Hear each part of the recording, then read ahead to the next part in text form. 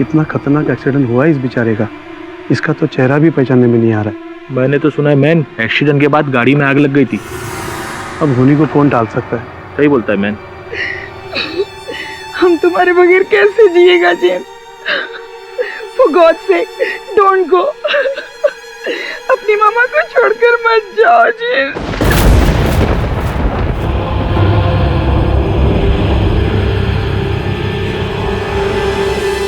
मामा आप संभालो अपने आप को, प्लीज डोंट क्राई। तुम रोएगा तो जेम्स की सोल को बहुत दुख पहुंचेगा। हमारा जेम्स नहीं मर सकता, कभी नहीं मर सकता। वो अपनी मम्मा को छोड़कर नहीं जा सकता, वो वापस आएगा।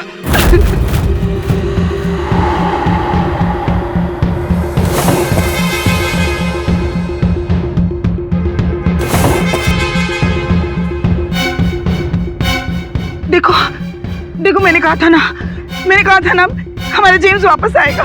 माँ, जेम्स इज डेड। देखो उसका कॉफी मिला, देखो।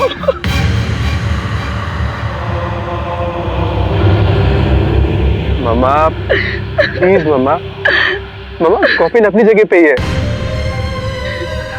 जेम्स अब वापस नहीं आएगा, ही इज डेड।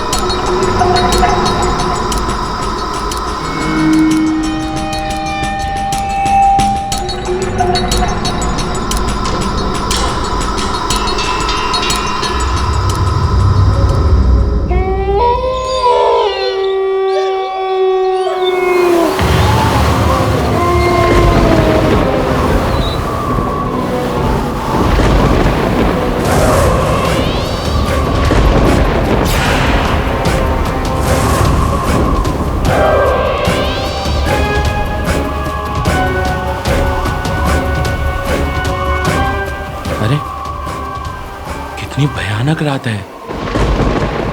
बिजली कड़क रही है, आंधी आ रही है।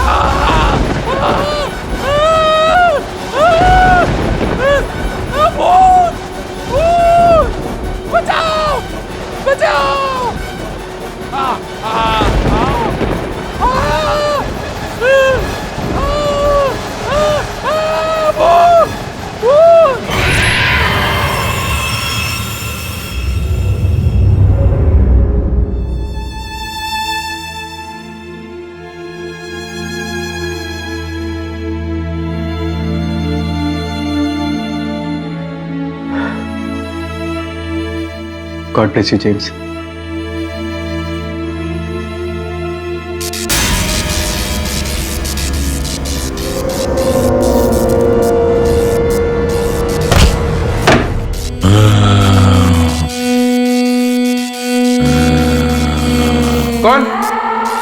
कौन हो तुम? अरे कौन हो तुम?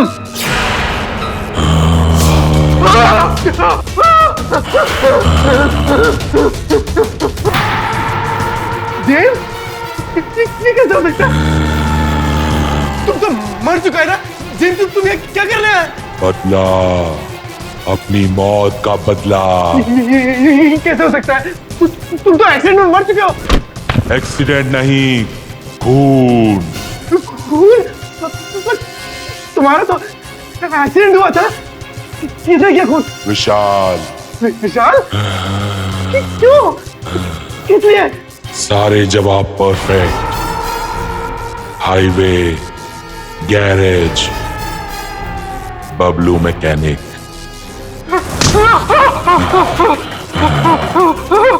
हमको इंसाफ नहीं मिला तो कोई भी नहीं बचेगा, कोई भी नहीं, तुम भी नहीं।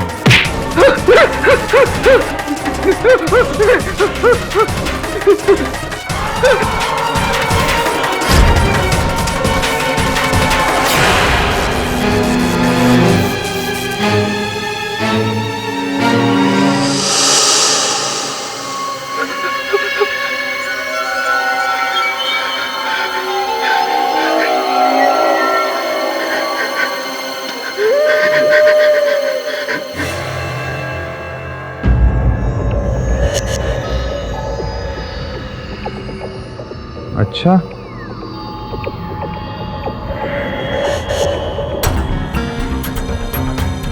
तो आप ये कह रहे हो कि आपको एक लाश मिली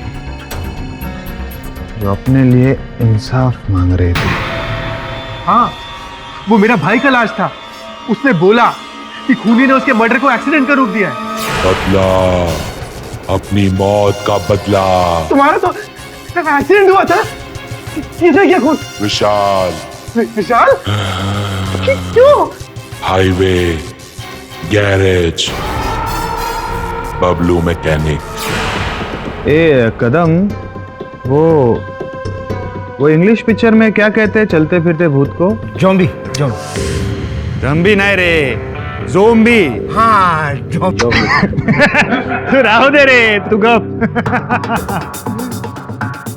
अरे मिस्टर अर्नोल्ड, रात के 1 बजे सर, क्यों आप हमारा टाइम वेस्ट कर रहे हो? आप जाओ। ताकि पागल दिख रहा है आपको कि इतनी रात गए फिल्म का स्टोरी सुनाने आएगा? अरे इंस्पेक्टर साहब, मैं सच कह रहा है। वो मेरा भाई का लाश था। खुद अपने पैरों पर चलकर आया था मेरे पास। देखिए मिस्टर अर्नोल्ड, आपके भाई की मौत हुई है, हम सभी को उसकी हमदर्दी है, लेकिन अगर आप ऐसे कहोगे कि एक लाश ने आकर उसके खूनी का पता बताया और हम उसे जाकर ढूंढे, तो ऐसे नहीं होगा। आप प्लीज जाइए। अरे इंस्पेक्टर साहब, उसने ये तक कहा था कि अगर उसको इंसाफ नहीं मिला ना तो इस शहर में आतंक। मेरे दिमाग का दही मत करो। ये लगे उन सारे। इंस्पेक्टर साहब प्लीज।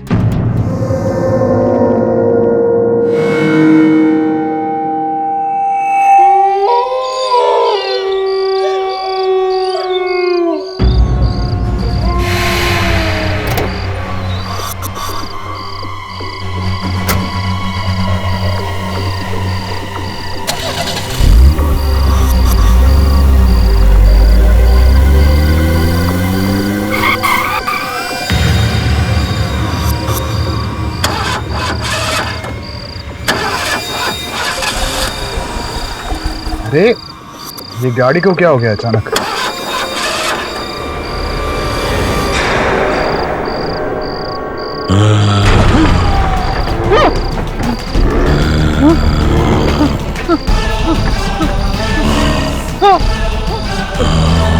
कौन हो तुम? कौन हो? किताब! किताब! कौन हो तुम? मुझे इंसाफ चाहिए, मेरी मौत का बदला। मुझे छोड़ दो। मैंने कुछ नहीं किया, छोड़ दो। मेरे खूनी को पनिश, तब माफी। मेरी बात नहीं मानी तो तुम में से कोई नहीं बचेगा, कोई नहीं। इंस्पेक्टर साहब, मैं सच कह रहा है। वो मेरा भाई का लाश था।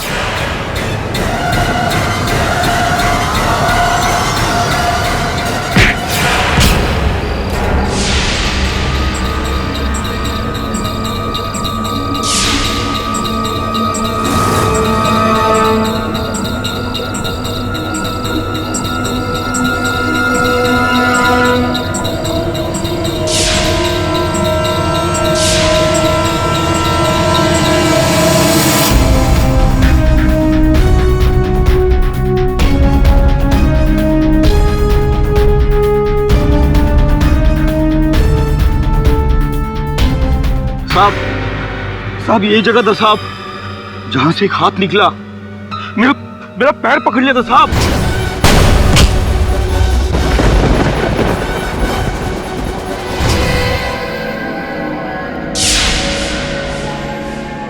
ये देखिए इंस्पेक्टर साहब, जेम्स के पैर का निशान। वो यहीं से चलकर गया होगा। माना कि कल रात को मुझ पर लाश ने हमला किया, लेकिन वो लाश जेम्स की है या नहीं ये जानना बहुत जरूरी है। खोदो जल्दी।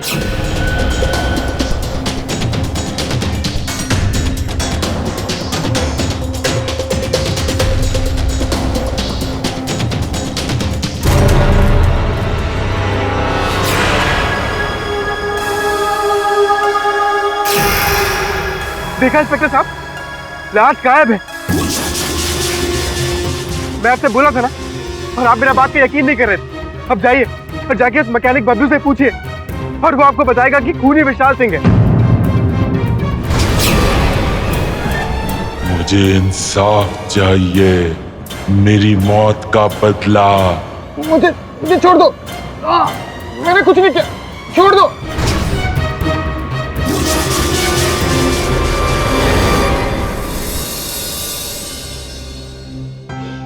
कॉलेज के दिनों से देख रहा हूं तुम्हें, तुम्हारी रोने की आदत अभी तक गई नहीं।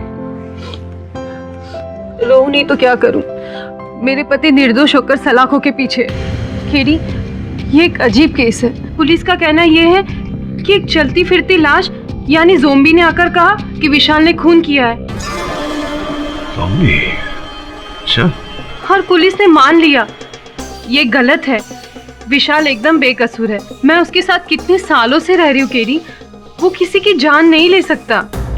देखो सुमिता, मैं तुम्हारी बात से सहमत हूँ, लेकिन अखबारों में जो छपा है और जो आम जानकारी है उसके अनुसार जेम्स और तुम्हारे पति के बीच तो मुठभेड़ होती रहती थी। तो इसका मतलब ये नहीं कि वो किसी का खून कर देगा।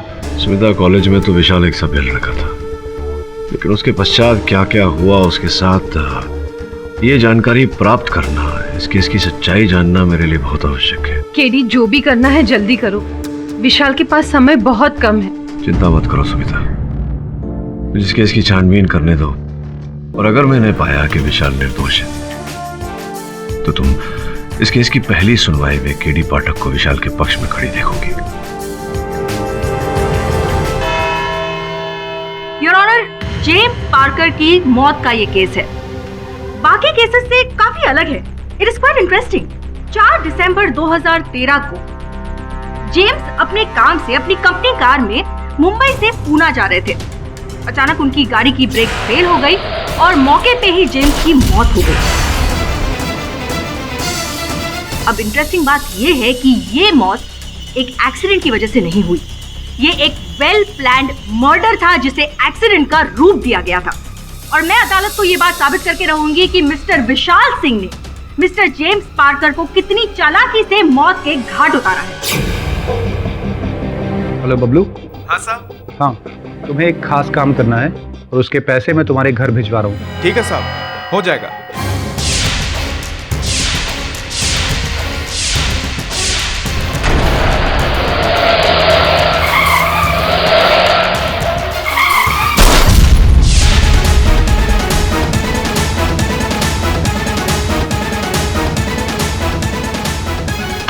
सुरभि दीक्षित, सर्वप्रथम कृपया ये बताएं कि ये जो आपने अभी कहा, ये जानकारी कहाँ से प्राप्त हुई है आपको? क्या मतलब है आपका? मतलब ये योर ऑनर की ये जो मुकदमा है ये प्रथम स्तर से ही निराधार है। पुलिस का ऐसा कहना है कि जो साक्ष्य और जो सबूत मेरे मुवक्किल के विरुद्ध उन्हें प्राप्त हुए हैं वो किसी चलती फिरती लाश, किसी ज़ॉम्बी के द्वारा प्राप्त हुए हैं।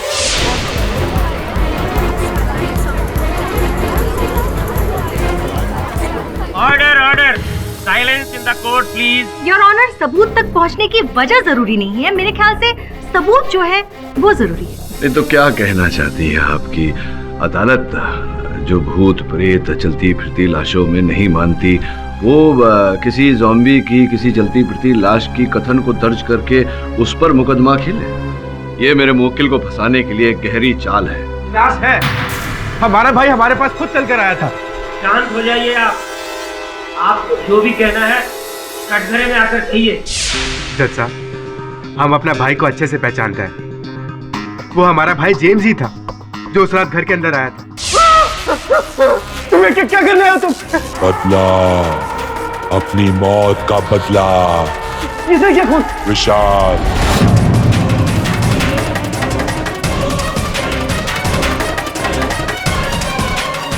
और वो हमको बोला कि अगर विशाल को सजा नहीं हुआ और उसे इंसाफ नहीं मिला तो वो किसी को भी जिंदा नहीं छोड़ेगा, सबको मार डालेगा। और अगर आपको हमारी बात पे यकीन नहीं है तो आप इंस्पेक्टर कामले से पूछ लो। योर ऑनर, ये बात सच है कि जेम्स के लाश ने मुझ पर हमला किया।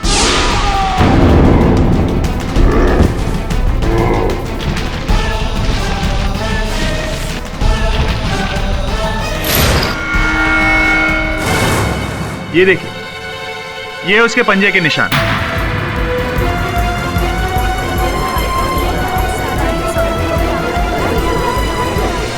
योर ऑनर, उस दिन लाश के साथ मुठभेड़ में इंस्पेक्टर के हाथ लाश की शर्ट का ये टुकड़ा आ गया था।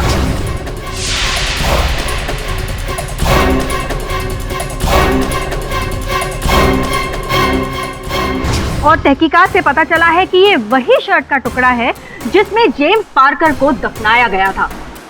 और योर ऑनर, सिर्फ इंस्पेक्टर पर ही नहीं बल्कि ग्रेवयार्ड के गार्ड पर भी हमला हुआ है। हाँ साहब, उस दिन रात में अपनी आंखों से देखा, कब्र में से एक हाथ निकला।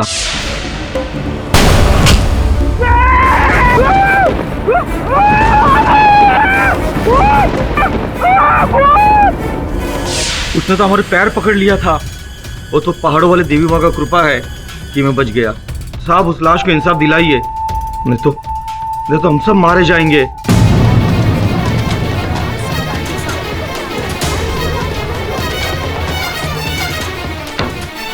चिंता मत करो ललन, जो दोषी है उसे दंड अवश्य मिलेगा। योर ऑनर, अभियोग पक्ष के तीनों साक्षी वही कह रहे हैं जो मैं कह रहा कि ये जो कथन है जिसके आधार पर ये केस लड़ा जा रहा है वो एक चलती फिरती लाश का कथन है।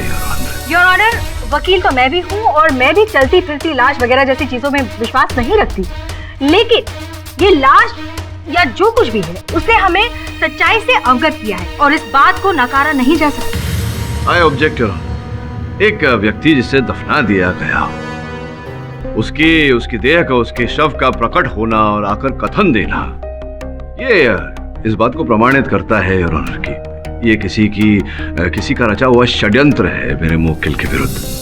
मैं अदालत से निवेदन करता हूं कि मेरे मुवक्किल को बरी कर दिया जाए, इस केस को खारिज कर दिया जाए। योर ऑनर, कभी कभी सच्ची चीजों के लिए भी उंगलियां उठती है और मैं ये बात साबित कर सकती हूँ कि मिस्टर विशाल सिंह ने मिस्टर जेम्स पार्कर की हत्या की है। Objection overruled. मिस्टर केडी पाठक, ये अदालत भी इस बात को समझती है कि कोई चलती फिरती लाश नहीं होती है, लेकिन अगर मिस्टर जेम्स पार्कर का कोई कातिल है तो उसे सजा तो अवश्य मिलनी चाहिए। इसलिए आप दोनों इस बात पर बहस ना करें तो अच्छा है, क्योंकि ये केस सबूतों के आधार पर लड़ा जाएगा। इस केस की आगे की कार्रवाई जारी की जाए। Thank you your honour. Your honour, अब मैं अदालत में ये बात साबित करना चाहूंगी कि mister Vishal Singh mister James Parker को क्यों मारना चाहते थे। मिस्टर विशाल, आप रिया सक्सेना नाम की औरत को जानते हैं? मुझे नहीं पता। योर ऑनर, बहुत ही इंटरेस्टिंग स्टोरी है विशाल की। सितंबर 1995 विशाल ने मिस्टर जेम्स को रॉड से मारा था और ये मैटर पुलिस में भी दर्ज हुआ था, जिस बात की एफआईआर रिपोर्ट हमारे पास है। योर ऑनर, जो इंसान अपने होश खोकर किसी की जान लेने की कोशिश कर सकता है वो किसी की जान ले क्यों नहीं सकता? मिस दीक्षित, जिस समय की आप बात कर रही हैं उस समय मेरे मुवक्किल कॉलेज में थे और कॉलेज में योर ऑनर अल्हड़ उम्र होती है। इस उम्र में ऐसी भूल हो जाती है, हम सब से कहीं ना कहीं हुई। चलिए आपको समझदारी की उम्र की एक बात बताते हैं। योर ऑनर, जेम्स और विशाल दोनों की इंसिडेंटली एक ही कंपनी में नौकरी लगी। अब अपनी काबिलियत की वजह से जेम्स कुछ ही समय में मिस्टर विशाल के बॉस बन गए। कैसी बातें करती हो स्मिता? तुम्हारे बर्थडे पे तुम्हें डिनर पे नहीं लेके जाऊंगा तो पड़ोसन को लेके जाऊंगा क्या? रेडी रहो, 1 घंटे में आ रहा हूँ। बाय। अरे इतनी जल्दी तुम कहाँ जा रहे हो? मुझे कहीं जाना है जेम्स। जेम्स नहीं, सर बोलने का। तुम्हें पता नहीं मैं तुम्हारा बॉस हूँ? I am sorry sir. Very good. अच्छा, मिस्टर रेड्डी के फाइल का क्या हुआ? वो तो मंडे को प्रेजेंट करना है, मैं कल रेडी कर दूंगा। No no no no no, मुझे फाइल आज ही कंप्लीट चाहिए। लेकिन जेम्स, सर मेरी वाइफ का बर्थडे है आज। तो क्या हुआ? ऐसा करो, तुम रिजाइन दे दो और वाइफ के साथ बर्थडे बनाओ। विशाल, तुमने जो कॉलेज में सर पे रॉड मारा था ना, उसका दर्द मुझको आज तक याद है। और मैं जैसे बोलता हूँ वैसे ही करो। मुझे 1 घंटे में फाइल रेडी चाहिए, ऑन माई टेबल, समझे?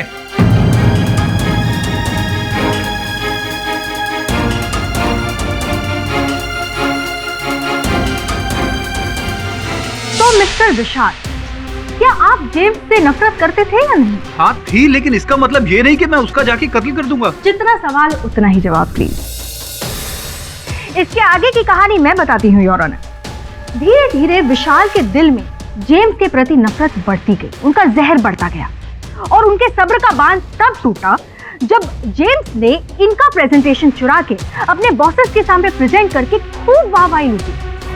अब मैं ये नहीं कह रही हूँ कि जेम्स ने जो किया वो सही था या गलत, लेकिन इसका मतलब ये नहीं कि नफरत की आड़ में आकर आप किसी की जान ले लें। योर ऑनर, अभी अभी जिस घटना का वर्णन उर्मी जी ने किया, ऐसी घटनाएं तो हर ऑफिस में घटती रहती हैं। ये साधारण बात है। इसका ये अर्थ नहीं है कि मेरे मुवक्किल ने जेम्स की हत्या कर दी। अगर कुछ बताइए, क्यों मेरे मुवक्किल हत्या करना चाहते थे? किस प्रकार से उन्होंने हत्या की, जबकि हम सब जानते हैं कि ये एक सड़क दुर्घटना थी। योर ऑनर, मैं इसी बात पर आ रही हूँ कि ब्रेक्स किसने और क्यों फेल की, और इसके लिए मैं परफेक्ट हाईवे गैराज के मैकेनिक मिस्टर बबलू को कटघरे में बुलाने की इजाजत चाहूंगी। बताइए, आप मिस्टर विशाल को कब से जानते हैं? यही कोई 5 बरस से मैडम। विशाल साहब जिस कंपनी में काम करते हैं, जीटी इंजीनियरिंग, उस कंपनी की सारी गाड़ियां हमारे पास ही सुधरने के लिए आती हैं। अच्छा, आप बताएंगे कि 3 दिसंबर को, यानी कि हत्या के 1 दिन पहले, मिस्टर विशाल ने आपको फोन किया था, उस कॉन्वर्सेशन के बारे में हमें बताएंगे? उस दिन मेरे पास विशाल साहब के 2 फोन आए थे मैडम। पहला फोन तो गाड़ी में क्या क्या ठीक करना है विशाल साहब ने ये बताया था, और फिर थोड़ी देर बाद दोबारा दूसरा फोन आया था। बोलो विशाल साहब। तुमसे एक बात कहना तो मैं भूल ही गया। गाड़ी की सर्विसिंग के बाद उसकी ब्रेक्स को कुछ इस तरह खराब करना कि वो 30-40 किलोमीटर के बाद फेल हो जाए। ये कौन सा गड़बड़ काम करा रहे हो हमारे से विशाल साहब? और सवाल मत करो, तुम्हें इस काम के अलग से 50,000 मिल जाएंगे। 50,000? कुछ क्लेम का प्रॉब्लम है। ठीक है विशाल साहब, गाड़ी भेज दो, आपका काम हो जाएगा।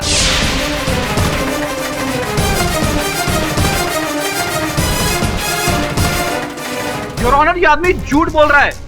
मैंने इसे गाड़ी की रिपेयर के लिए जरूर कहा था, लेकिन गाड़ी के ब्रेक फेल करने के लिए नहीं बोला। उस टेलीफोन कॉन्वर्सेशन की ट्रांसक्रिप्ट हमारे पास मौजूद है और ये मैं अदालत में पेश करना चाहूंगी। Your witness please. इस समय कोई प्रश्न नहीं है। केडी, ये आदमी झूठ बोल रहा है। केडी,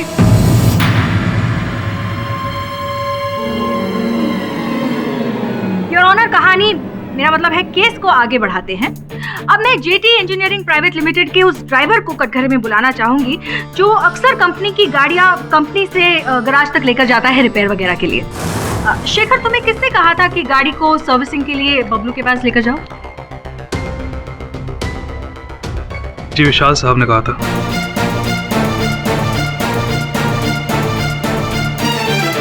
विशाल सिंह साहब ने? अच्छा, आपको ये बताया था कि गाड़ी में क्या क्या रिपेयर करवाना है? वैसे तो विशाल सर हमेशा मुझसे कह देते थे कि गाड़ी में क्या क्या काम करवाना है, लेकिन इस बार उन्होंने कहा तुम गाड़ी लेकर गैराज जाओ। गाड़ी में क्या क्या काम करवाना है ये मैंने मैकेनिक को बता दिया है। Mister Pathak, your witness. जी नहीं अरुण, कोई प्रश्न नहीं।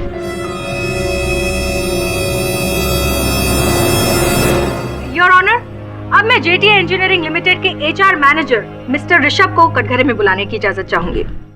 मिस्टर ऋषभ, आप जेम्स और विशाल सिंह की रिलेशनशिप के बारे में अदालत को बताएंगे? ऊपर ऊपर से तो काफी अच्छे दोस्त थे, मगर अंदर ही अंदर पक्के दुश्मन थे। जब भी मौका मिलता तब दोनों ही एक दूसरे को नीचा दिखाने का कोई मौका ही नहीं छोड़ते थे। योर ऑनर, अब मैं इस कहानी का एक और अंश अदालत को बताना चाहूंगी। मिस्टर विशाल जेम्स से इतनी नफरत करते थे कि उनको रास्ते से हटाने का पूरा प्लान इन्होंने बना लिया था। ऋषभ, आप मुझे उस टेलीफोन कॉन्वर्सेशन के बारे में बताइए जो हत्या के एक दिन पहले मिस्टर विशाल ने आपको किया था। जी हाँ, जरूर।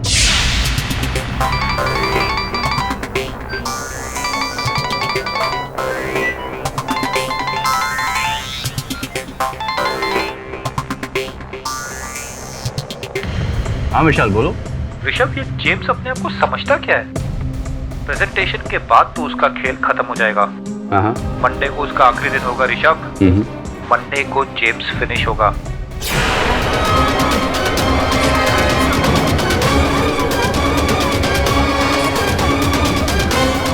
मिस्टर विशाल, क्या आपने ऋषभ से ये सारी बातें की थी? जी हाँ बोली थी, लेकिन इसका मतलब ये नहीं कि देखो विशाल, यहाँ झूठ बोलने की कोशिश मत करो। और शायद तुम भूल रहे हो कि मैं इस कंपनी का HR मैनेजर हूँ और सबसे की हुई बातें मैं रिकॉर्ड भी करता हूँ बॉस को सुनाने के लिए। क्या बात है, तो बड़े चतुर हैं Rishabh ji. Thank you sir. अपने उच्च अधिकारियों को सुनाने के लिए लोगों की वार्तालाप रिकॉर्ड करते हैं। अब सर, HR का तो काम ही यही होता है, अपने सारे एम्प्लॉयज की डिटेल्स को अपने पास रखना। मैं तो बस अपना काम कर रहा था सर। अच्छा, चलिए अद्भुत। तो एक बार आपकी और विशाल के बीच जो वार्तालाप हुई थी वो सुनाएंगे? जी हाँ जरूर, सुनाइए। 1 मिनट।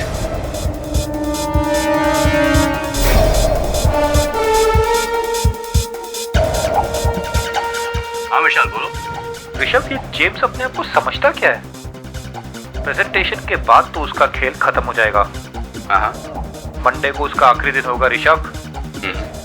मंडे को जेम्स फिनिश होगा।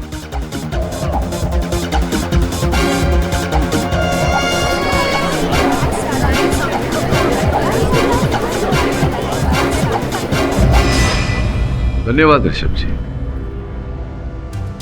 योर ऑनर, जैसा कि हम सब ने रिकॉर्डिंग में सुना, जो वाक्य कहे गए थे वो कुछ ऐसे थे कि कल उसका खेल खत्म होने वाला है, कल ऑफिस में उसका अंतिम दिन होगा, ना कि इस जग में उसका अंतिम दिन होगा। योर ऑनर, तो इन वाक्यों से मुझे नहीं लगता कि यहाँ कोई किसी की हत्या करने की बात कर रहा है। I object your honour. ऐसी बातें तो इंसान तभी करता है जब उसके मन में किसी की हत्या करने की साजिश चल रही हो। जी नहीं, ऐसा नहीं होता। वैसे भी अभी तक मेरी बात खत्म नहीं हुई है। वो क्या कहा था आपने कि मेरे मुवक्किल के मन में जेम्स की हत्या करने की मंशा जागी क्योंकि जेम्स ने इनका प्रेजेंटेशन चुरा लिया था और अपना बना लिया था। ऐसा कुछ कहा था आपने? हाँ, मैंने ऐसा कहा था। एक मिनट ऋषभ, ये जो वार्तालाप तुमने हमें सुनाई, ये प्रेजेंटेशन चोरी होने के पहले है या उसके बाद का? अब सर, फोन तो पहले ही आया था। पहले की? तो मिस दीक्षित, क्या कहने का अर्थ हुआ आपका कि मेरे मुवक्किल जानते थे कि जेम्स इनका प्रेजेंटेशन चोरी करेंगे?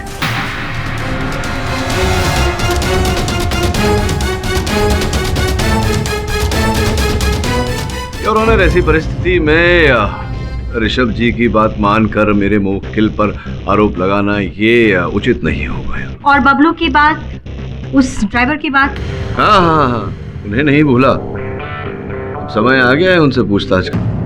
बबलू, तुमने कहा था कि फोन किया था विशाल सिंह ने तुम्हें पूरा विश्वास है कि जिस व्यक्ति ने फोन किया था तुम्हें विशाल सिंह ही था, विशाल सिंह की ही आवाज थी? ये बहुत बेकार बात कर दी वकील साहब आपने। सालों से मेरी बात विशाल साहब से हो रही है, मैं उनकी आवाज को अच्छी तरह से पहचानता हूँ। अर्थात तुम्हें पूरा विश्वास है कि वो व्यक्ति जो तुमसे बात कर रहा था वो विशाल सिंह ही था? पूरा 200% विश्वास है साहब। बबलू! संजू, तू यहाँ क्या कर रहा है? अरे तारे को तो ढूंढ रहा हूँ मैं। ये सब क्या हो रहा है? साहब, मैं बबलू का दोस्त हूँ संजू, इसी के घर से भागता हुआ आ रहा हूँ मैं। वो बबलू की इसकी बीवी के साथ अर्जेंट बात करानी है। देखिए, इस तरह कोर्ट में फोन पर बात करना अलाउड नहीं है, आप बाहर जाकर बात करिए। बहुत अर्जेंट है साहब, इसके बेटे का एक्सीडेंट हो गया। योर ऑनर, मैं मानता हूँ कि कोर्ट में फोन पर बात करना कोर्ट के नियमों का उल्लंघन होगा, लेकिन यहाँ स्थिति कुछ गंभीर लग रही है। इसी कारण मैं निवेदन करता हूँ आपसे कि बात कर लेने दीजिए ना। जल्दी बात करवाइएगा।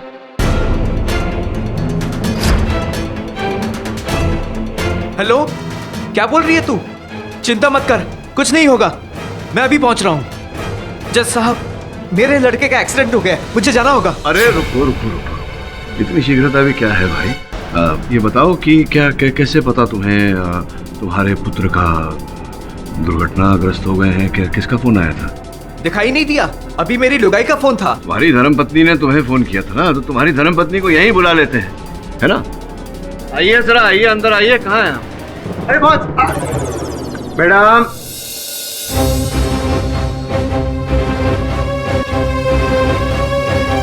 ये लीजिए, आ गई आपकी धर्मपत्नी। नहीं, ये मेरी लुगाई नहीं है।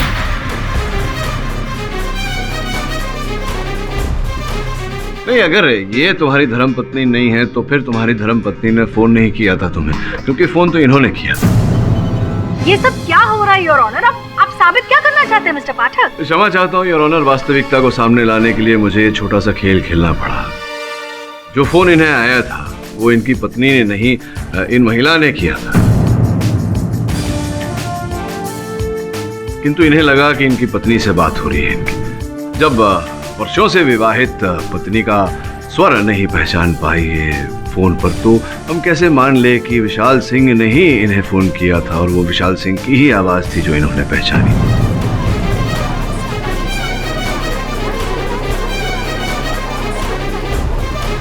मिस्टर केडी, आगे से आप ऐसा कोई काम न करें जो अदालत की मर्यादा के विरुद्ध है। क्षमा चाहता हूँ। केस की कार्रवाई आगे बढ़ाई जाए। योर ऑनर, बबलू विशाल की आवाज पहचाने नहीं पहचाने, लेकिन कंपनी रिकॉर्ड से क्लियरली प्रूव होता है कि ये कॉल विशाल ने ही बबलू को किया था। योर ऑनर, कंपनी का लैंडलाइन है और कोई भी व्यक्ति जो कंपनी में काम करता हो या वहां आया हो, वो उस कंपनी के लैंडलाइन का और विशाल सिंह के एक्सटेंशन का उपयोग कर सकता है योर ऑनर फोन करने के लिए। रही बबलू साहब की बात, तो बबलू साहब कुछ ऐसे व्यक्ति हैं जो 10,000 रुपए के लिए एक गाड़ी का इंजन दूसरी गाड़ी में फिट करते। तो अगर इन्हें अधिक मात्रा में रुपए मिले तो ये गाड़ी का ब्रेक फेल भी कर सकते हैं और अदालत में झूठा कथन भी दे सकते हैं। ये सब इनके बस की बात है। और HR मैनेजर ऋषभ की बात को तो मैं अदालत में खंडित कर ही चुका हूँ। तो कुल मिला के अब अभियोग पक्ष के पास उस चलती फिरती लाश के कथन के अतिरिक्त और कुछ नहीं बचा योर ऑनर, और उस कथन के आधार पर मेरे मुवक्किल को दोषी करार नहीं दिया जा सकता। एक ही तरीका है योर ऑनर, उस चलती फिरती लाश तक पहले पहुंचना पड़ेगा और इसमें लगेगा समय। मैं अदालत से निवेदन करता हूं कि तब तक मेरे मुवक्किल को जमानत पर रिहा किया जाए। इस अदालत की अब तक की कार्यवाही तमाम सबूतों और गवाहों को सुनने के बाद यह निश्चित नहीं हो पाया है कि mister Vishal Singh mister James Parker के हत्या के जिम्मेदार हैं। लिहाजा यह अदालत मिस्टर विशाल सिंह की जमानत की अर्जी को मंजूरी देती है। The court is adjourned for the day. जज साहब, विशाल सिंह को रिहा करके आप बहुत बड़ी गलती कर रहे हैं जज साहब। अरे हमारा भाई जेम्स ऑफिस आएगा और हमको मार डालेगा जज साहब। उसने कहा था कि अगर उसको इंसाफ नहीं मिला तो हमें मार डालेगा जज साहब। हमारी बात सुनिए जज साहब।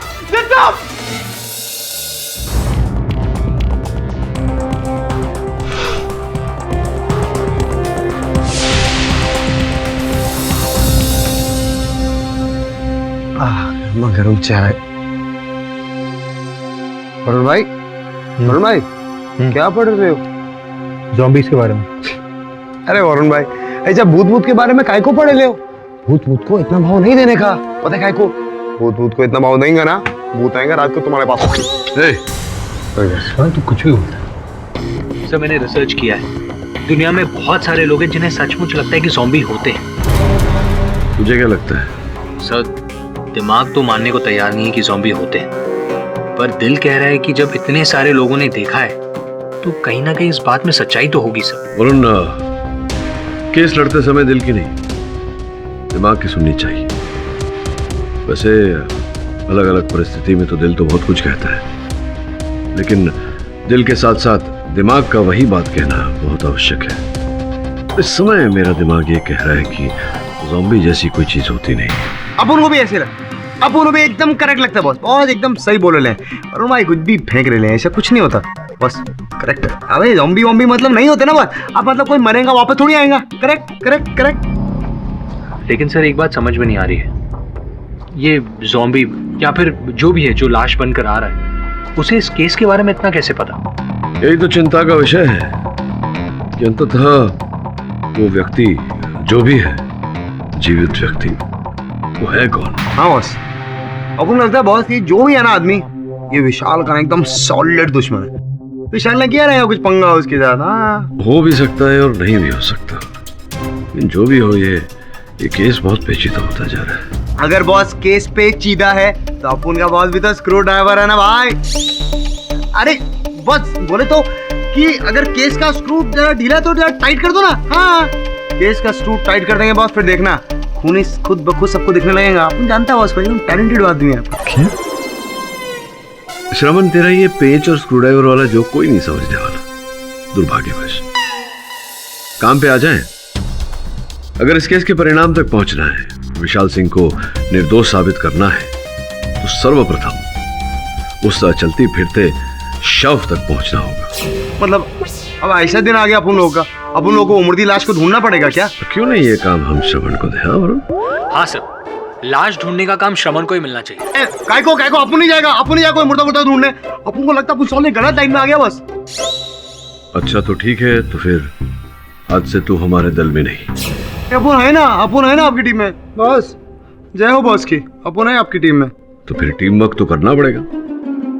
तो वरुण, इस केस के जितने पहलू हैं उन्हें हम अलग अलग करके संभालेंगे और उन पहलुओं पर वो पहली नजर डालेंगे।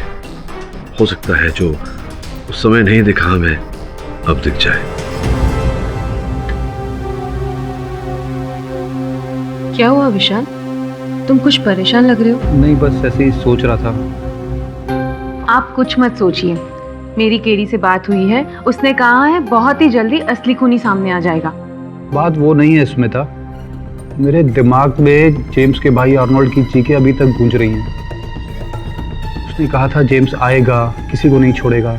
ओहो विशाल, तुम भी इतने पढ़े लिखे होकर ऐसी दकियानुसी बातों पे विश्वास करते हो। ट्रस्ट मी, कोई लाश नहीं है, कोई नहीं आएगा। चलो खाना खाओ। बस मेरा पेट भर गया, मैं सोने जा रहा हूँ। Good night.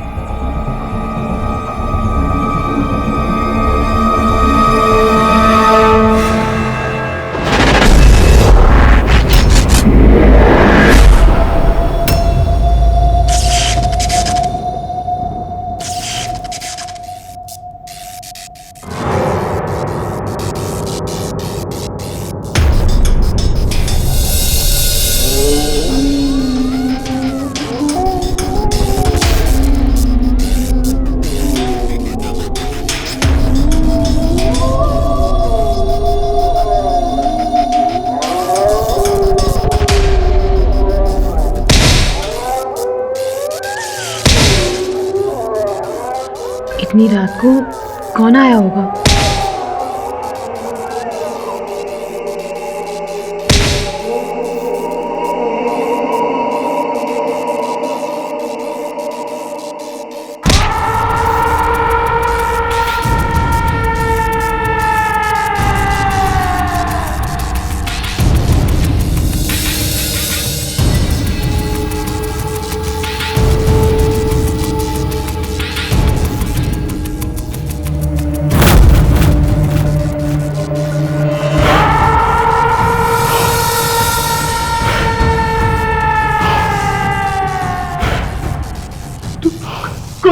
नहीं पहचाना?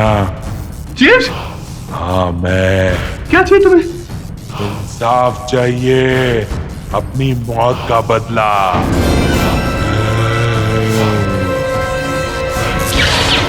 जेम्स, जेम्स, मैंने तुम्हें नहीं मारा जेम्स, तुम्हें कुछ गलतफहमी हुई है। तुमने ही मारा है।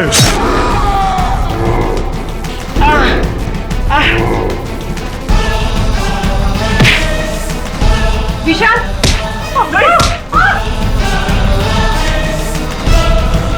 कोई नहीं बचेगा, कोई भी नहीं बचेगा।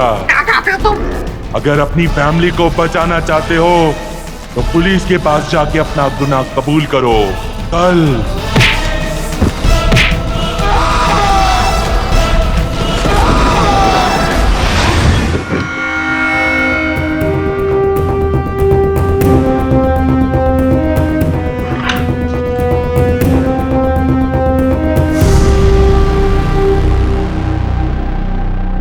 विशाल, तुमसे बात करने आया हूं मैं। केडी, तुम चले जाओ यहाँ से।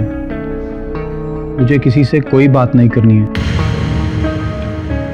देख विशाल, मैं यहाँ तेरे वकील नहीं, तेरे दोस्त की हैसियत से आया हूँ। तो दोस्त होने के नाते मुझे ये जानने का अधिकार है कि सुमिता मेरा फोन क्यों नहीं उठा रही, और तो दोषी ना होते हुए भी अपने आप को दोषी क्यों बोल रहा है? किसने कहा तुमसे कि मैं बेकसूर हूं? मैंने ही मारा है जेम्स को। मैंने ही बबलू मैकेनिक को बोला था उसकी ब्रेक्स काटने को। अच्छा, तूने किया ये सब, तो पहले क्यों बोला कि तूने नहीं किया? मैं इस बारे में कोई बात नहीं करना चाहता हूं।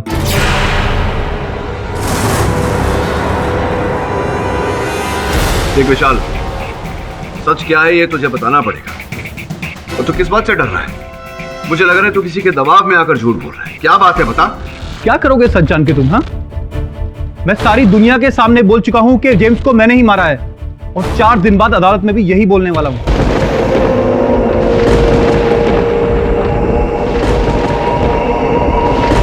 हमारा जेम्स नहीं मर सकता, वो वापस आएगा। तुम तो एक्सीडेंट में मर चुके हो। एक्सीडेंट नहीं, खून। किसने किया खून? विशाल। मैं अदालत को ये बात साबित करके रहूंगी कि मिस्टर विशाल सिंह ने मिस्टर जेम्स पार्कर को कितनी चालाकी से मौत के घाट उतारा। पुलिस का ऐसा कहना है कि जो साक्ष्य और जो सबूत मेरे मुवक्किल के विरुद्ध उन्हें प्राप्त हुए हैं वो किसी चलती फिरती लाश, किसी ज़ॉम्बी के द्वारा प्राप्त हुए हैं। ये अदालत भी इस बात को समझती है कि कोई चलती फिरती लाश नहीं होती है। जज साहब, उसने कहा था कि अगर उसको इंसाफ नहीं मिला तो वो हमें मार डालेगा। जज साहब, हमारी बात सुनिए। जज साहब,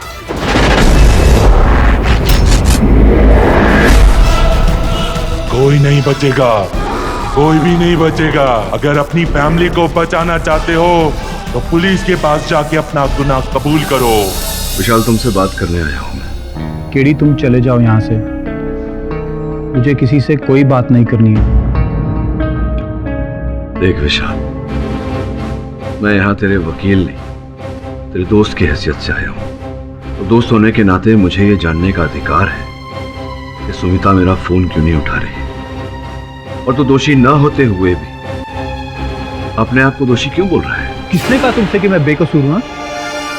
मैंने ही मारा है जेम्स को। मैंने ही बबलू मैकेनिक को बोला था उसकी ब्रेक्स काटने को।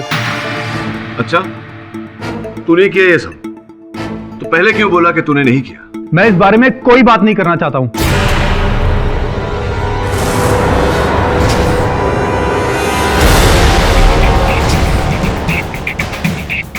देख विशाल, सच क्या है ये तुझे बताना पड़ेगा। और तू किस बात से डर रहा है? मुझे लग रहा है तू किसी के दबाव में आकर झूठ बोल रहा है। क्या बात है, बता। क्या करोगे सच जान के तुम? हाँ, मैं सारी दुनिया के सामने बोल चुका हूं कि जेम्स को मैंने ही मारा है, और 4 दिन बाद अदालत में भी यही बोलने वाला हूं। विशाल, अब भी बोल रहा हूं, सत्य क्या है ये बता दे मुझे। केडी, प्लीज मेरी मुश्किलें और मत बढ़ाओ। अगर तुम सच में मेरी मदद करना चाहते हो तो प्लीज यहां से चले जाओ।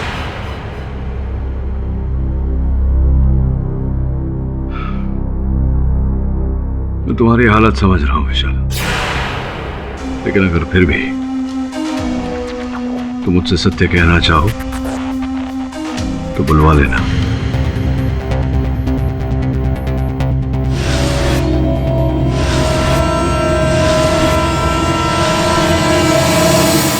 आपका शक सही निकला। हाँ बॉस, अपन लोगों ने विशाल जी के घर की एकदम बरोबर इन्वेस्टिगेशन की। सर, घर की हालत देखकर और सुमिता जी से बात करके लग रहा है कि किसी ने सुमिता जी और विशाल पर जानलेवा हमला किया है। किसी ने नहीं, उसी ने, उसी व्यक्ति ने जो चलती फिरती लाश बनकर घूम रहा है, और उसी ने विशाल को इतना डराया है कि बेचारा निर्दोष होते हुए भी अब अदालत में अपने आप को दोषी कहेगा। जो भी सच्चाई हो सर, कई लोगों ने ज़ॉम्बी को देखा है। देखा है क्योंकि वो अपने आप को दिखाना चाहता है। वो लोगों को डराकर उनके मन में भय पैदा करना चाहता है ताकि विशाल को सजा दिला सके। पर बॉस, ये लाश बन के कौन घूम रेला होएगा? ये जो भी है, मुझे पूरा विश्वास है कि ये विशाल के साथ ही काम करता है, या फिर उसके ऑफिस में इसका आना जाना है। ये आप कैसे कह सकते हैं? देख, ब्रेक फेल करने से पहले विशाल के ऑफिस से फोन किया गया था। तो द्वितीय बात यह है कि उस व्यक्ति को पता था कि जेम्स पूना कब जा रहा है। आप सही कह रहे हैं सर। बस अपन को लगता है या तो वो ऋषभ एचआर आएगा या वो भी हो सकता है वो ड्राइवर शेखर, और या जेम्स का भाई आर्नोल्ड, वो भी हो सकता है बस। वो भी तो हो सकता है तेरा दोस्त ज़ॉम्बी। सर मान लीजिए कि हमने उस लाश की सच्चाई जान भी ली तो उसका क्या फायदा होगा? अगर विशाल ने अदालत में अपना जुर्म कबूल कर लिया तो? क्या बॉस, अपन लोग इधर टेंशन में और आप हंस रहे हैं। कमाल है बॉस। हाँ, हंस रहा हूं क्योंकि उस व्यक्ति ने विशाल के मन में जो भय पैदा किया है उसे निकालने का रास्ता मैंने ढूंढ लिया। आगे आगे देखो होता है क्या।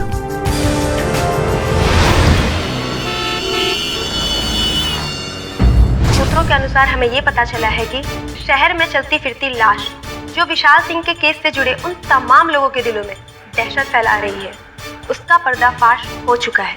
वो लाश एक आम इंसान की लाश थी जिसका खुलासा केडी ने बड़ी समझदारी के साथ किया। इस ज़ॉम्बी के पकड़े जाने से केस में नया रूप देखने को मिल सकता है। आगे की जानकारी हमारे संवाददाता मनीष से मिलेगी जो इस वक्त केडी के ऑफिस के बाहर है। मनीष, क्या आपकी केडी से इस विषय में कोई बातचीत हुई? साधना, मैं आपको बताना चाहूंगा कि अभी तक हमारी केडी से कोई बातचीत नहीं हुई है, लेकिन वो किसी भी वक्त बाहर आ सकते हैं और ज़ॉम्बी के खुलासे पे रोशनी डालेंगे। वो देखो केडी सर आ गए। सर ज़ॉम्बी कौन है, उसे कहाँ रखा गया है, वो ये सब क्यों कर रहा है सर? क्या विशाल जी खूनी है या ज़ॉम्बी खूनी है? देखिए, ज़ॉम्बी से किसी को डरने की आवश्यकता नहीं है। वो कोई चलती फिरती लाश नहीं है, एक साधारण व्यक्ति है, मनुष्य है, जिसे पुलिस ने गुप्त सेल में रखा हुआ है। पूछताछ चल रही है।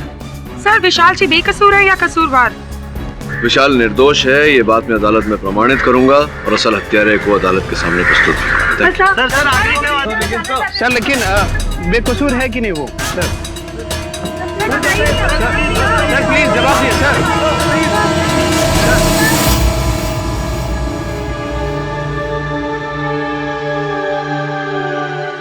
अरे काहे मुंह लटकाए बैठे हो? अब तो खुश हो जा, केडी पाठक ने चन्नी वाली लाश को पकड़ लिया है।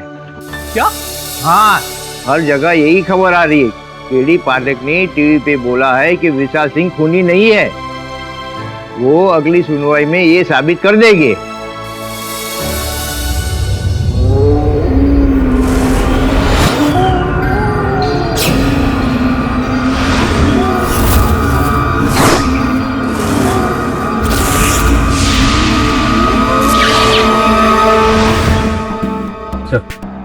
विशाल सिंह से मिलकर आ रहा हूँ। अब उसका कहना है कि वो अपने आप को कसूरवार ज़ॉम्बी के डर से ठहरा रहा था। ज़ॉम्बी ने उसे और उसके बीवी बच्चों को जान से मार देने की धमकी दी थी। बहुत अच्छी सूचना लेकर आए तो। अब देख, किसी भी हाल में अगली पेशी से पहले हमें असल हत्यारे तक पहुंचना है। इन्वेस्टिगेशन में जान लगा दूंगा।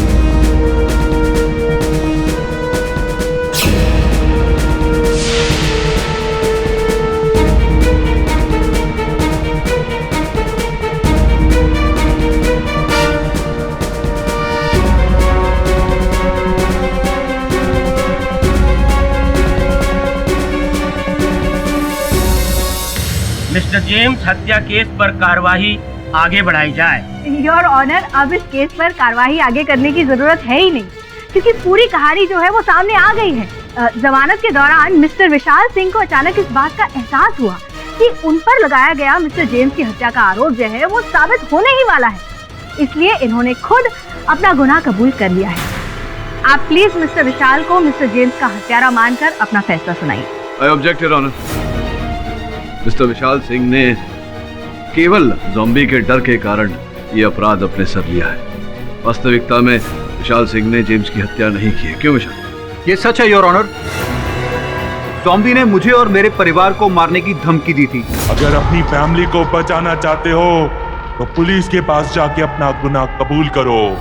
इसीलिए मैंने ये गुनाह कबूल किया था।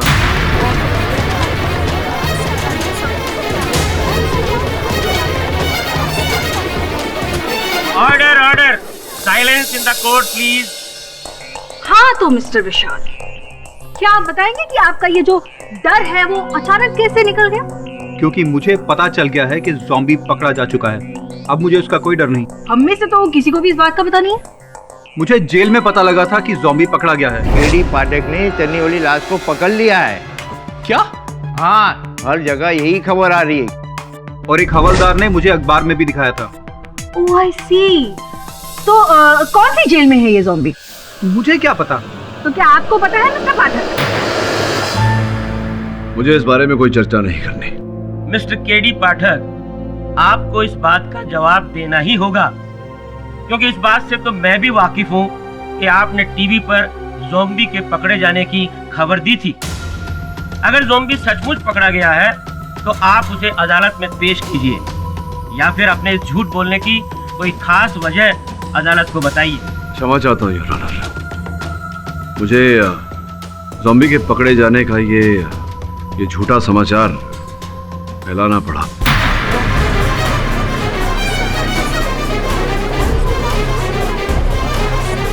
केडी, तुमने क्या किया? देखो विशाल, अगर मैं ऐसा नहीं करता तो तुम ये दोष मान लेते और मेरे होते हुए एक दोषी को दंड नहीं मिल सकता। वो लाश मेरे परिवार, मेरे बच्चों को। जज साहब, मैंने जेम्स को मारा। जज साहब, आप प्लीज मुझे सजा दीजिए। योर ऑनर, अभी कुछ समय पहले ही विशाल सिंह ने इस कोर्ट में कथन दिया है कि ये आरोप इन्होंने अपने सर लिया केवल उस ज़ॉम्बी के भय के कारण। तो क्या इसके चलते हम एक दोषी को दंड दे सकते हैं? ये अदालत कभी नहीं चाहेगी कि किसी भी कारण से किसी बेकसूर को सजा मिले। धन्यवाद योर ऑनर। इस केस में एक ऐसा मोड़ आया है जो हमें सीधा हत्यारे के दरवाजे तक पहुंचा देगा। योर ऑनर, कोई जानता भी नहीं था कि वर्षों पहले जेम्स और रीटा का विवाह हुआ था, तो रीटा अदालत में उपस्थित भी है।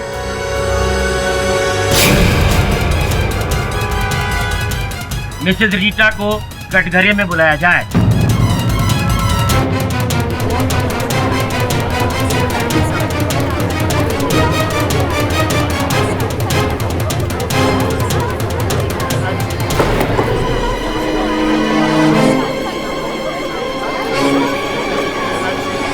जो कुछ पूछना है जल्दी पूछिए, मुझे जल्दी कहीं पहुंचना है। जेल जाने की बड़ी शीघ्रता है आपको। What? ये आपका स्वास्थ्य तो ठीक है ना? आपको भी लड़खड़ाते हुए देखा। हाँ, वो मुझे कभी कभी चक्कर आ जाते हैं। पूछिए आपको जो पूछना है।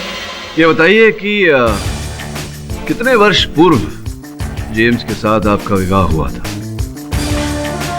ये कोई ठीक से याद नहीं है। 10-12 साल पहले।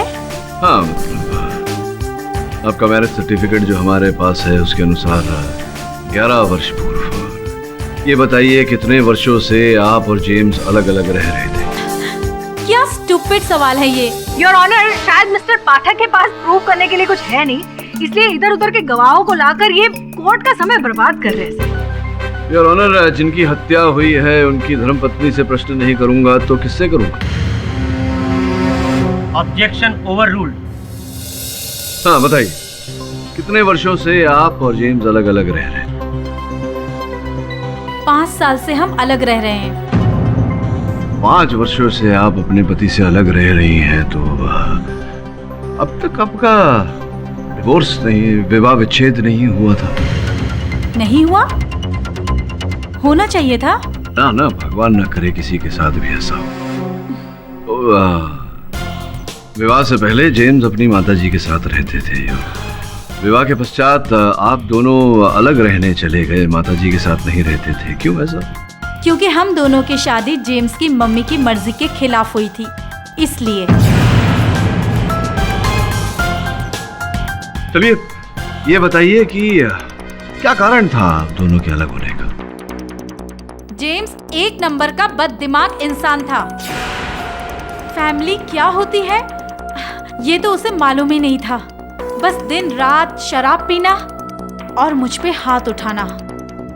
क्षमा कीजिएगा, सुना तो ऐसा है कि आपको शराब पीने की बुरी लत थी, इस कारण आप दोनों अलग हुए। How dare did you say that? किसने कहा आपसे? शांत हो जाइए रिया जी। आप मुझ पे ये झूठे इल्जाम लगा रहे हैं? शांत हो जाइए रिया जी। देखिए, अगर फिर आपने इस तरह की बात की ना तो मैंने कहा ना, शांत हो जाइए। ये इतना क्रोध और इतनी भारी मात्रा में मदिरा का सेवन करना ये सेहत के लिए हानिकारक होता है। योर ऑनर, मेरे पास श्रीमती रीटा जी का मेडिकल रिपोर्ट है जिसके अनुसार ये भारी मात्रा में मदिरा का सेवन करती थी। एक बार नहीं 2 बार इन्हें रिहैबिलिटेशन सेंटर भेजा गया था। शराब छुड़ाओ संस्था में रखा गया था इन्हें, लेकिन उसके बावजूद उनकी शराब नहीं छूटी।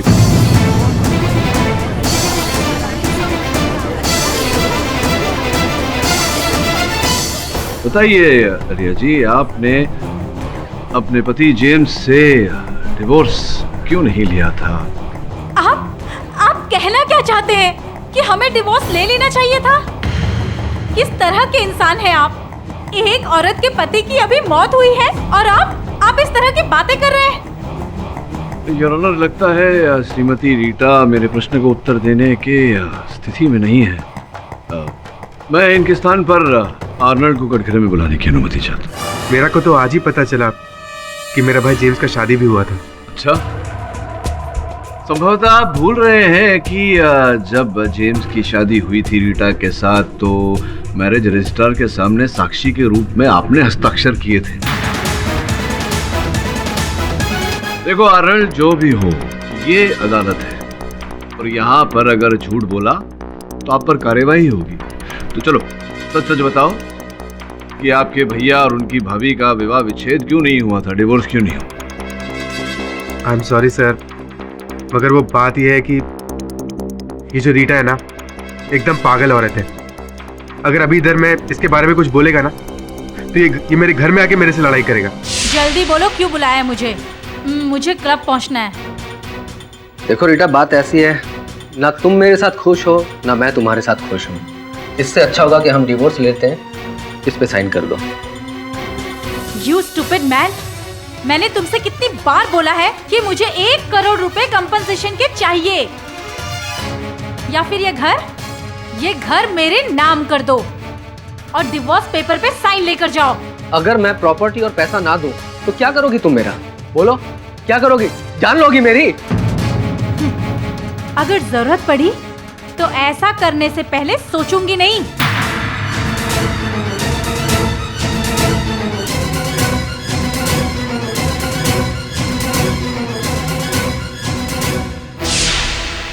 पैसा का बहुत लालची औरत है।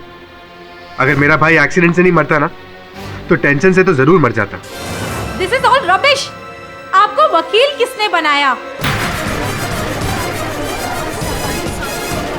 एक बार मैंने डैडी से गुस्से में कह दिया था कि आई विल किल यू, लेकिन वो तो आज तक जिंदा है। बड़े भाग्यशाली हैं वो।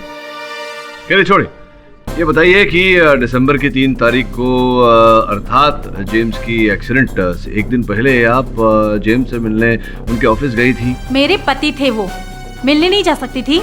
ये जानते हुए कि वो ऑफिस में नहीं है फिर भी आप उनसे मिलने गई, क्यों? ये मुझे नहीं पता था। अलग अलग रहने के पश्चात भी आपको संदेह था अपने पति पर कि उनका टाका भिड़ा हुआ है, कुछ चल रहा है प्रेम प्राकरण उनकी सेक्रेटरी रीमा के साथ। ये बिल्कुल झूठ है। नहीं, ये तो मैं रीमा से पूछना चाहूंगा। 3 दिसंबर को ऑफिस आने से पहले रिया ने आपको फोन किया था? यस सर, उन्होंने कॉल किया था जेम्स जी से बात करने के लिए, और मैंने उन्हें बताया भी था कि वो ऑफिस में नहीं है। अच्छा, उसके बाद? उसके बाद उन्हें मेरी बात पर भरोसा नहीं हुआ और वो सीधे ऑफिस चली आई। सॉरी मैम, मैंने आपको फोन पर बताया था कि जेम्स सर ऑफिस में नहीं है। आई नो, मैं तो ऐसे ही चली आई, सोचा बहुत दिन से ऑफिस आई नहीं हूँ तो तुमसे ही मिल लूँ। ओह ओके मैम, कुछ लेंगी आप? आपके लिए कुछ मंगवाऊँ, कुछ खाएंगी या जहर मंगवा दो। व्हाट? कुछ नहीं। तो ठीक है, मैं फिर जेम्स से मिलने कल आती हूँ। लेकिन मैम, सर तो कल ऑफिस के काम से पूना जा रहे हैं। ओह, वैसे तुम्हारे बाल तो बहुत सुंदर हैं। तुम भी उनके साथ जा रही हो? वेल, सर ने अभी मुझे साथ चलने के लिए कहा तो नहीं है। रात में कह देंगे। जी? कुछ नहीं। और उस दिन हमें रीटा मैम के इंटेंशन कुछ ठीक नहीं लगे। तो अब आप अपने झूठ के बारे में क्या बोलना चाहेंगे? हाँ, झूठ बोला था मैंने, क्योंकि मैं नहीं चाहती थी कि कोई ये समझे कि मैं अपने पति पर शक करती थी। संदेह तो आपने अपने पति पर किया था, इसी कारण आप ऑफिस से निकलकर सीधा बबलू मैकेनिक के पास गई अपने पति की हत्या की मंशा लेकर। हाँ, झूठ बोला था मैंने, क्योंकि मैं नहीं चाहती थी कि कोई ये समझे कि मैं अपने पति पर शक करती थी। संदेह तो आपने अपने पति पर किया था, इसी कारण आप ऑफिस से निकलकर सीधा बबलू मैकेनिक के पास गई अपने पति की हत्या की मंशा लेकर।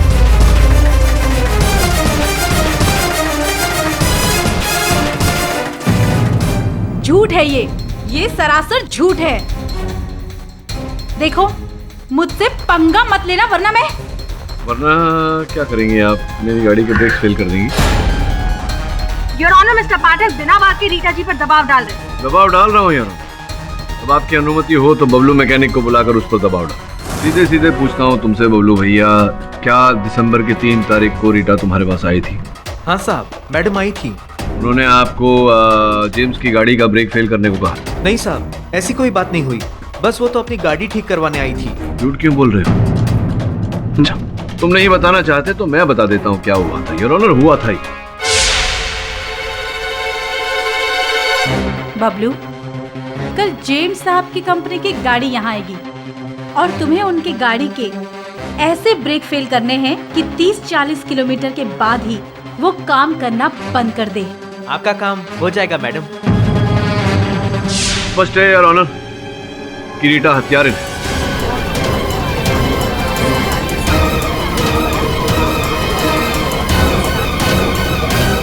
और बबलू ने झूठ बोला था कि मेरे मुवक्किल विशाल ने इससे कहा था गाड़ी के ब्रेक्स फेल कर। ये गलत बात है साहब जी, ऐसा कुछ नहीं हुआ था। अगर ऐसा नहीं हुआ था बबलू, तो जब तुमने कथन दिया था अदालत में तो रीटा के बारे में क्यों नहीं बताया हमें? छिपा कर क्यों रखा? वो इसलिए साहब, मिस्टर जेम्स अपनी निजी गाड़ियां भी हमारे गैरेज में अपनी कंपनी के पैसे से सुधरवाते थे। बस यही कारण था मैडम रीटा के बारे में ना बताने का। योर ऑनर, बबलू झूठ बोल रहा है क्योंकि हत्या में ये भी बराबर का हिस्सेदार था। नहीं साहब, मैंने कोई खून नहीं किया। देखो बबलू, तुम्हारी सच्चाई सामने आ गई है। बाकी की सच्चाई भी बता दोगे तो अच्छा रहेगा। सीधे सीधे पूछता हूँ तुमसे बबलू भैया, क्या दिसंबर की 3 तारीख को रीटा तुम्हारे पास आई थी? ऐसा कुछ नहीं हुआ था साहब, पर यह बात सच है कि मैडम रीटा ने उस दिन हमसे पूछा था। बबलू, एक बात बताओ। पूछो मैडम जी। क्या किसी गाड़ी के ब्रेक इस तरह से खराब किए जा सकते हैं कि वो कुछ घंटों बाद ही काम करना बंद कर दे? ये क्या बात कर रहे हैं मैडम जी? अरे तुम बताओ तो। बिल्कुल हो सकता है मैडम, पर ये काम केवल बबलू ही कर सकता है, दूसरा कोई और नहीं। बस यही बात थी साहब, पर हम सच कह रहे हैं, हम इससे ज्यादा और कुछ नहीं जानते साहब। योर ऑनर, दिसंबर की 3 तारीख को सर्वप्रथम ये इनके पति जेम्स के ऑफिस गई। अगले दिन का जेम्स का दिनचर्या पता किया इन्होंने उनकी सेक्रेटरी रीना से, जिसके पश्चात ये बबलू मैकेनिक के पास गई और उससे जेम्स की गाड़ी का ब्रेक फेल करने को कहा। झूठ बोल रहे हैं ये सब लोग मुझे फंसाने की कोशिश कर रहे हैं। ये अर्नोल्ड, ये भी मुझे फंसाने की कोशिश कर रहा है ताकि मुझे जेम्स की जायदाद ना मिले। मैंने जेम्स का खून नहीं किया, मैं उसका खून नहीं कर सकती, मैंने उसका खून नहीं किया है।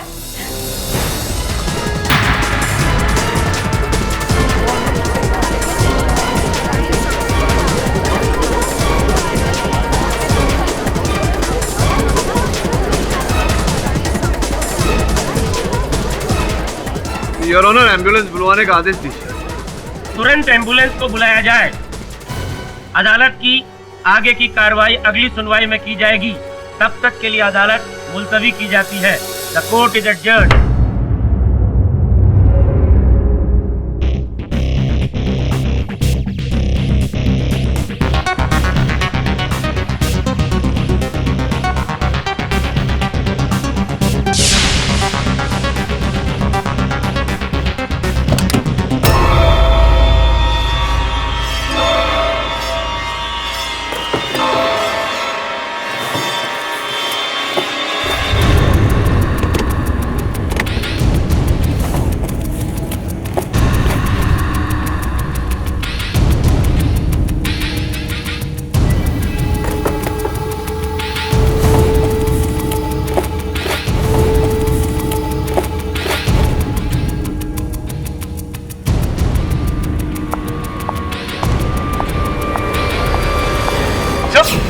ये क्या कर रहे हैं आप?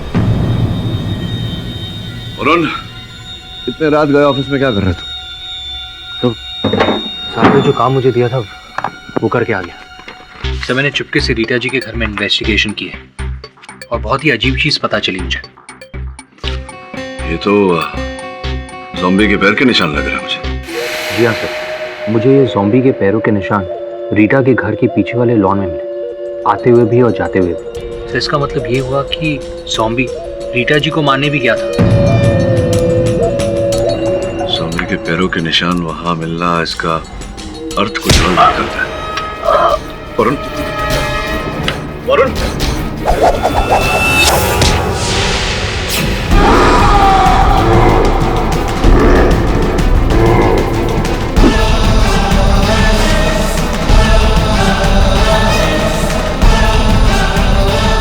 सुनो, मैं जानता हूं कि तुम कोई चलती फिरती लाश नहीं हो, तुम एक मनुष्य हो। कौन हो ये सच सच बताओ, बताओ। मैं जेम्स हूं, मुझे इंसाफ चाहिए, अपनी मौत का बदला चाहिए। देखो, इन बातों का मुझ पर कोई प्रभाव नहीं पड़ने वाला। तुम कौन हो ये बताओ। मैं नहीं छोड़ूंगा।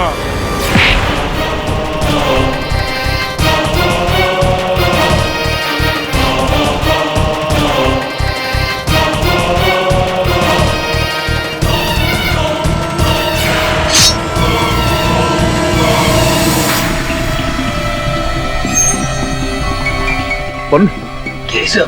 तो ठीक है? हाँ सर। तो चिंता मत कर, जो भी है बच के नहीं जाएगा।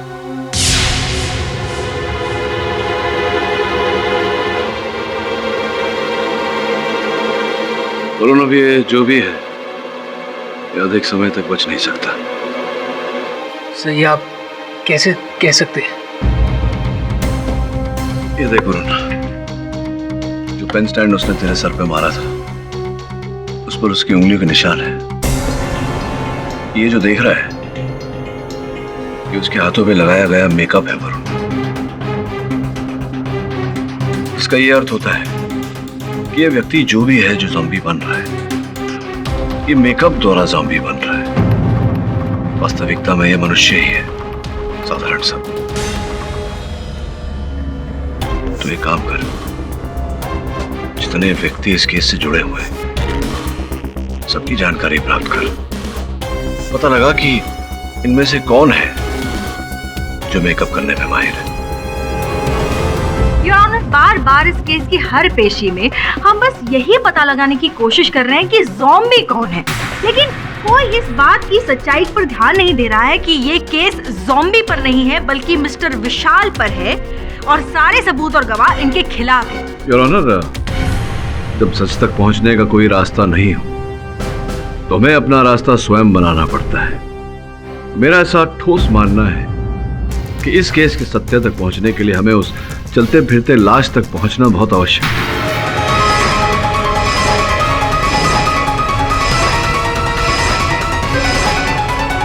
इस केस की आगे की कार्रवाई शुरू की जाए। योर ऑनर, मैं रीटा जी को एक बार फिर कटघरे में बुलाने की अनुमति चाहता हूँ। अनुमति है। अब आपका स्वास्थ्य कैसा है रीटा जी?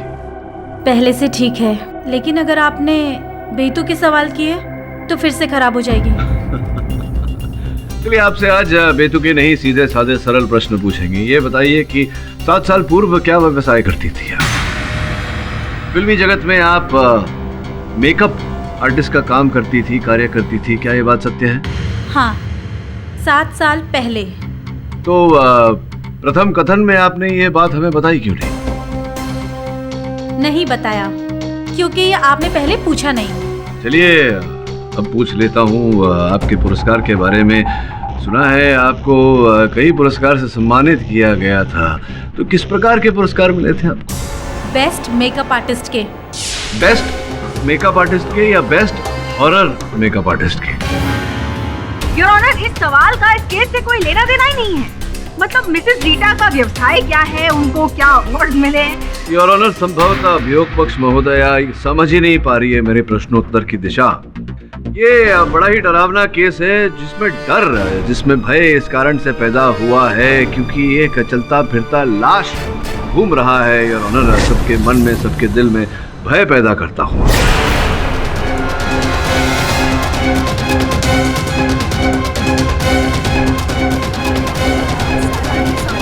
योर ऑनर, सोचने वाली बात है कि ये कैसे हो सकता है? ये हो सकता है एक फिल्म जगत के मेकअप आर्टिस्ट द्वारा। तो आप क्या कहना चाहते हैं कि ज़ॉम्बी का मेकअप मैंने किया है? जी बिल्कुल, यही कह रहे हैं। योर ऑनर, ये सिर्फ एक इत्तेफाक है कि मिसेस रीटा एक मेकअप आर्टिस्ट हैं। ये कोई इत्तेफाक नहीं योर ऑनर, ये कोई संयोग नहीं। योर ऑनर, मेरे पास यहाँ कुछ चित्र हैं जो मैं आपको दिखाना चाहता हूँ।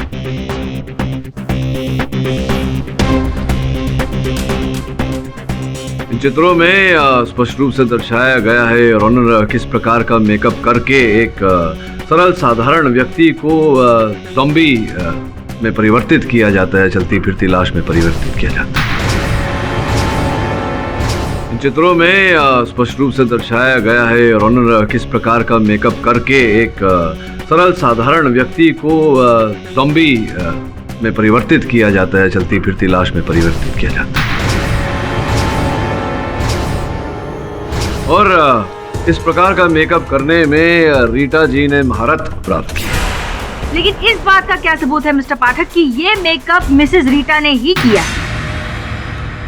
समझी नहीं समझी? योर ऑनर, इस प्रकार का मेकअप करने के लिए एक विशेष धातु की आवश्यकता पड़ती है जो यहाँ भारत में नहीं मिलती। उसे लंदन से मंगवाया जाता है। और 4 दिन पहले रीटा जी ने ये जो कुरियर स्लिप मैंने आपको दिया है, ये प्रमाण है उस बात का कि 4 दिन पहले ही रीटा जी ने लंदन से वही धातु मंगवाई है योर ऑनर मेकअप करने के लिए। हाँ, मंगवाया था क्योंकि मुझे एक फिल्म में मेकअप आर्टिस्ट का काम मिल रहा था। अच्छा, तो अचानक जो कार्य आपने वर्षों से नहीं किया, आपके पति के मृत्यु होने के 4 दिन पश्चात ही आपको अचानक काम करने की क्या सूझी? कैसे? योर ऑनर, मिस्टर पाठक इतने यकीन के साथ कैसे कह सकते हैं कि वो ज़ॉम्बी मेकअप लगा के घूम रहा था? तो आप क्या कहना चाहती हैं कि वो चलती फिरती लाश वास्तविकता में चलती फिरती लाश है? नहीं, आप उत्तर मत दीजिए, मेरे प्रश्न का मैं स्वयं उत्तर देता हूँ। योर ऑनर, मैं जानता हूँ, मुझे पूरा विश्वास है कि वो व्यक्ति चलती फिरती लाश का मेकअप करके घूम रहा है क्योंकि वो मेरे ऑफिस भी पधारा था और प्रमाण छोड़कर गया है। योर ऑनर, इस बात का भी प्रमाण है मेरे पास कि रीटा जी जिन्होंने ऐसे मेकअप करने में महारत प्राप्त की है, इन्होंने ही उस ज़ॉम्बी का मेकअप किया था। और इस बात का प्रमाण देने के लिए मैं उस ज़ॉम्बी को कटघरे में बुलाने की अनुमति चाहता हूँ आपसे।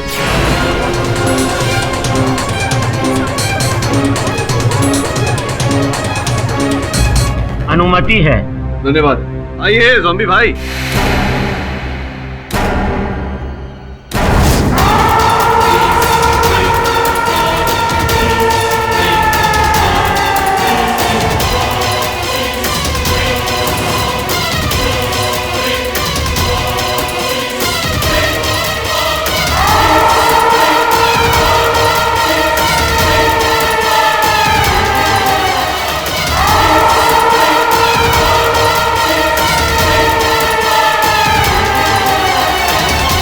आइए पधारिए कटघरे।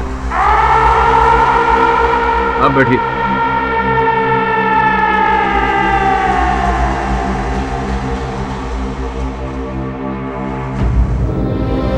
मुकेश जी, क्या आप ही वो व्यक्ति हैं जो चलती फिरती लाश बनकर सबको भयभीत कर रहे थे? जी। ऐसी तुच्छ हरकत आप क्यों कर रहे थे? किसी के कहने पर कर रहे थे? जी। किसके कहने पर कर रहे थे? वो बैठी रीटा जी। झूठे मक्कार, तू झूठ बोल रहा है। मैं नहीं झूठ बोल रहा जज साहब, रीटा जी हमारा मेकअप करती थी। हाँ वकील साहब, ये भी उन्होंने ही किया है। मैं तुझे जान से मार दूंगी। ये झूठ बोल रहा है, मैं इसको जानती तक नहीं हूँ। नहीं, झूठ तो आप बोल रही हैं। आप ही ने बनाया है ना इस ज़ॉम्बी को। ये झूठ बोल रहा है। ये तो वो ज़ॉम्बी है ही नहीं जो लोगों के घर जाकर उन पर हमला करता है। तो ये बात आपको कैसे पता?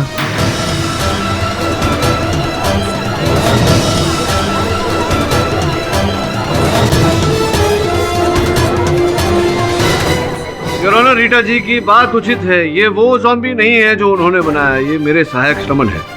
अब बात को आगे सिद्ध करने के लिए मैं इनसे आग्रह करूंगा कि ये जाएं और उनसे आग्रह करूंगा कि वो आए। रिया, तुम पर कभी उस ज़ॉम्बी ने, उस चलती फिरती लाश ने आक्रमण नहीं किया। फिर तुम्हें कैसे पता कि वो कैसे दिखता है? तुम्हें कैसे पता कि वो ज़ॉम्बी ये नहीं कोई और ज़ॉम्बी है? हाँ, मैंने ज़ॉम्बी बनाया। मैंने ज़ॉम्बी का मेकअप किया, लेकिन मैंने जेम्स का खून नहीं किया। जेम्स की हत्या आप ही ने की है, और जब आपको लगा कि आपका रहस्य खुल जाएगा, सबको पता चल जाएगा कि आप हत्यारिन हैं, तब आपने षड्यंत्र रचा। आपने रचना की एक ज़ॉम्बी की, ताकि आप पर से संदेह उठ जाए और बेचारा विशाल फंस जाए। नहीं, ये झूठ है। मैंने सिर्फ ज़ॉम्बी बनाया, उसका खून मैंने नहीं किया। और उसका खून किसने किया ये मुझे नहीं मालूम। अच्छा, संभवतः मुझे पता है। वो इस कारण, योर ऑनर, क्योंकि इस केस से जुड़े दो ही व्यक्ति हैं जिन पर उस चलती फिरती लाश ने आक्रमण नहीं किया। एक तो रीटा जी, जिन्होंने ज़ॉम्बी बनाया, और दूसरे ज़ॉम्बी बनने वाले HR manager Rishabh.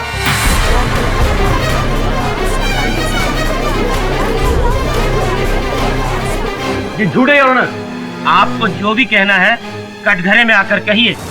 Your honour, मैं ज़ॉम्बी नहीं हूँ। ज़ॉम्बी तुम ही हो, और केवल ज़ॉम्बी नहीं, जेम्स के हत्यारे भी तुम ही। योर ऑनर, जब ज़ॉम्बी मुझ पर आक्रमण करने मेरे ऑफिस आया था, तब मैंने एक चाकू से उसके बाएं हाथ पर एक खरोंच मार दी थी।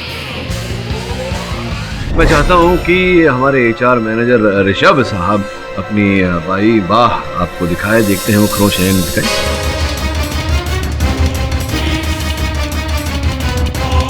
अरे दिखाइए ना।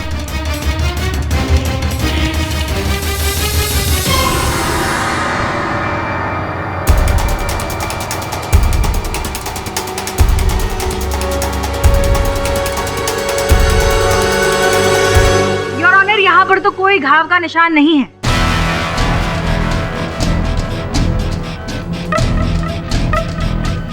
योर ऑनर, मेरा सामान्य ज्ञान ये कहता है कि अगर एक साधारण सरल सा व्यक्ति ज़ॉम्बी बन सकता है, तो एक घाव छुपाना मेकअप द्वारा कितना कठिन होगा। एक बार फिर से दिखाइए।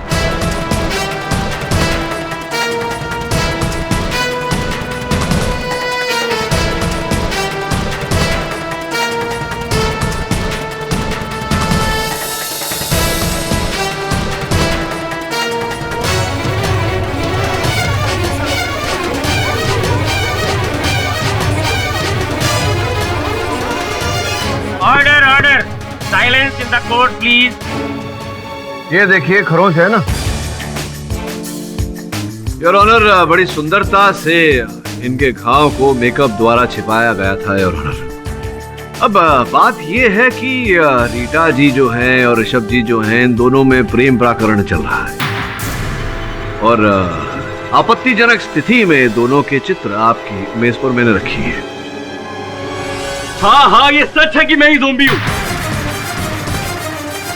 Order order, silence in the court please. और ये भी सच है कि रीटा मेरी प्रेमिका है। मगर सर मैंने किसी का खून नहीं किया। हत्या आप ही ने की है, ये भी प्रमाणित किए देता हूँ। योर ऑनर, इनके कैबिन की मेरे पास कुछ फोटोज हैं। योर ऑनर, बात यह है कि विशाल के कैबिन से जो तार निकल कर टेलीफोन एक्सचेंज तक जाती है वो HR मैनेजर ऋषभ के कक्ष से होती हुई जाती है। योर ऑनर, दूसरे चित्र को देखने से ये स्पष्ट रूप से पता चलता है योर ऑनर कि उस तार पर जोड़कर किसी ने एक फोन लगाया था और उसी फोन से बबलू मैकेनिक को फोन किया गया और उससे कहा गया कि जेम्स की गाड़ी का ब्रेक फेल कर दिया जाए।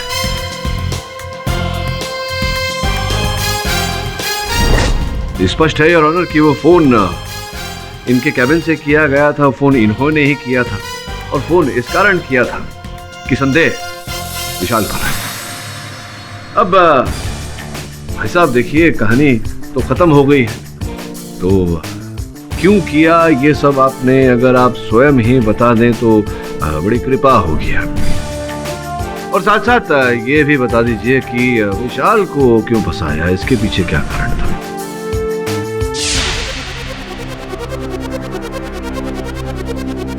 मैं जेम्स को धमकी देते देते थक चुकी हूँ, लेकिन वो प्रॉपर्टी मेरे नाम करने को तैयार ही नहीं हो रहा है।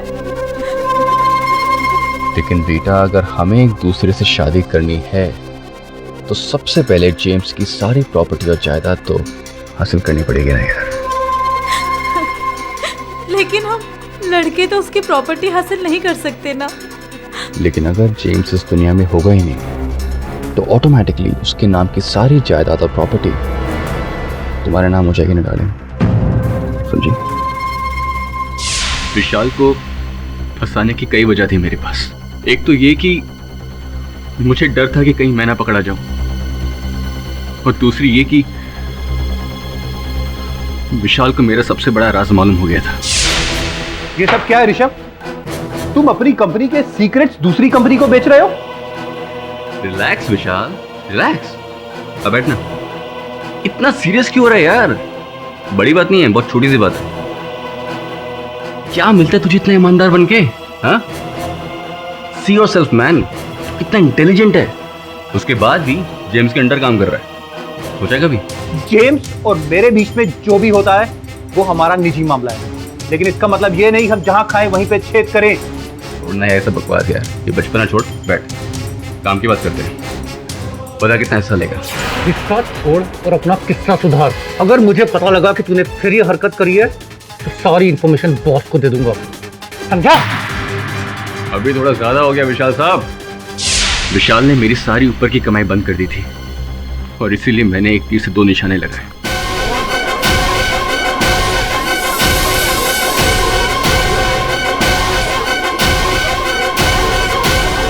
The defense, rest.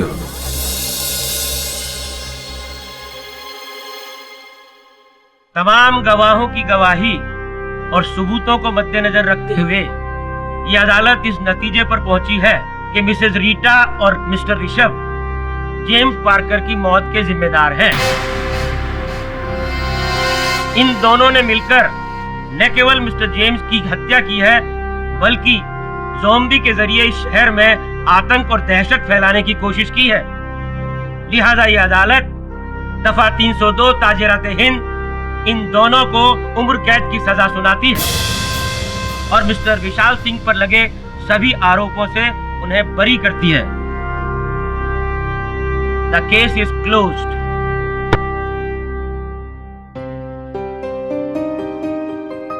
Congratulations once again. और भी दिलचस्प कहानी देखने के लिए हमारे चैनल को सब्सक्राइब करें और बेल आइकॉन दबाना न भूलें।